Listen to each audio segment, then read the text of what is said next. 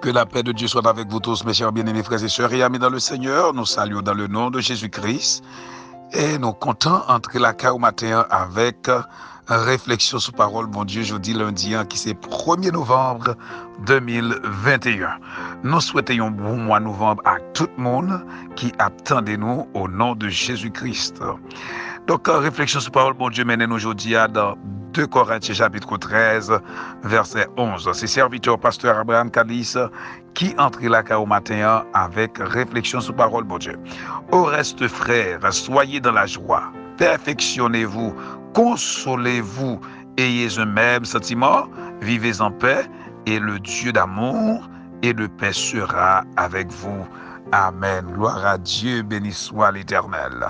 Apôtre Paul, dans tout parcours missionnaire, il est toujours by tête li, il fait le devoir pour lui bénir toute l'Église, toute compagnon d'œuvre pour être capable en quelque sorte fortifier et pour être capable de continuer marcher, n'est-ce pas, non seulement dans la foi, mais aussi avec assurance que vous gagnez la paix, vous gagnez la joie. Et c'est peut-être ça, nous sommes capables de dire ça, un serviteur de Dieu, il est toujours prêt à bénir, toujours prêt pour bénir, parce que ça c'est que, une chose qui est important, c'est que nous-mêmes, nous là pour nous bénir, nous là pour nous bénir, nous là pour permettre que le monde vive en paix, depuis ou compatible, depuis l'esprit ou compatible avec l'esprit nous, c'est-à-dire l'esprit qui est en nous, c'est l'esprit ça qui est en nous, en parlant de l'esprit de Dieu, et bien au prêt pour recevoir toutes les bénédictions de l'Éternel. Alléluia.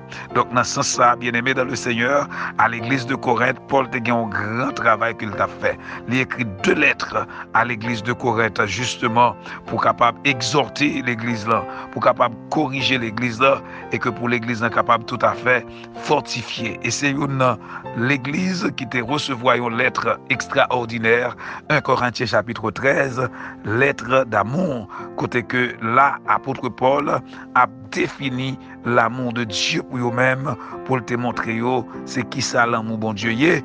Dans les versets 4 à 7, nous avons côté que Paul libaille la définition de l'amour de Dieu.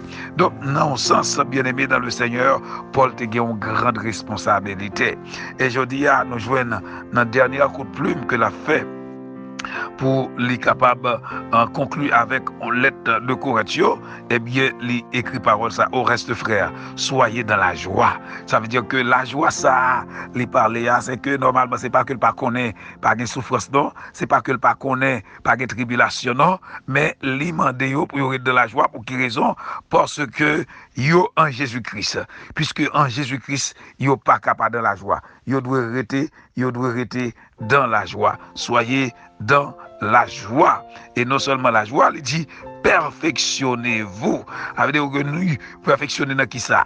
Yo doit en quelque sorte avancer, progresser spirituellement, grandir dans la parole de Dieu, grandir dans la présence de Dieu, dans la prière, yo progresser, yo perfectionner, consolez-vous. Ça veut dire que pour y supporter une autre, consolez-moi dans la souffrance, moi consoler dans la souffrance, n'a supporter une autre. Pour quelle raison?